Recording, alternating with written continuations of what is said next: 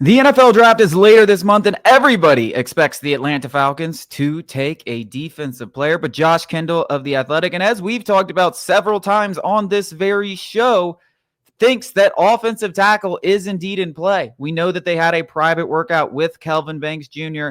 And if you think about what the Falcons need on the offensive side of the ball, they're one long-term or two long-term needs, but one that you're going to get in the first round most likely is that right tackle position to replace Caleb McGarry long-term. Yeah, and, a lot of Falcons fans don't want to hear that, and I can understand that because, it felt like every single year it was either, a quarterback or a pass rusher. We made Kyle Pitts the highest drafted tight end. And then we took Drake London. And then we took Bijan Robinson. And then we took Michael Penix, and that was okay. But we had signed Kirk Cousins 6 weeks before. So it just feels like, this is the finally number 15. It's going to be a defensive player, first time in Terry Fontenot's tenure as Atlanta's GM. But I'm here to kind of say, if we're talking long-term, and we know that 2025 really isn't our year. It's not, guys, unless Michael Penix just turns out to be, the second coming of Jesus Christ. And that could be true, but more than likely 2025 is kind of be a transitional year. While we get Kirk Cousins out of here, we can kind of retool a little bit. Kind of the salary cap kind of resets a little bit. Next year we might have a little bit more money depending on if we can make some savvy moves in free agency. We have more draft picks next year because we lost for tampering and then we traded for Judon. So we don't have that many draft picks. 2025 is not the year where we're like, we absolutely need our first round pick to be a stud. We need Abdul Carter. We need a guy who can help us win a Super Bowl type of a year. If you're thinking long term, the longest term thing to do is to find a blindside for Michael Penix. Caleb McGarry, though serviceable, is not the long-term guy, as we've talked about.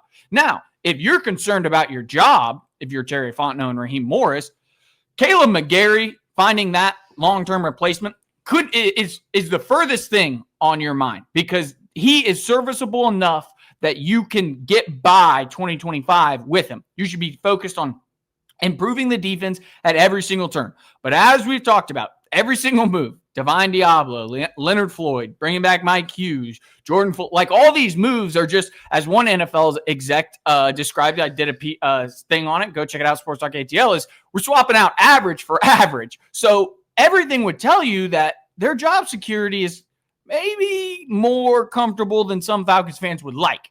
If that's the case, they're thinking longer term than just 2025, and tackle might be the best player on the board. You find a Hall of Fame right tackle, which essentially in Atlanta now is left tackle. It's our blind side. Nobody should really be mad, even though you're foregoing potentially a pass rusher. You find a Hall of Fame anything, you shouldn't be mad.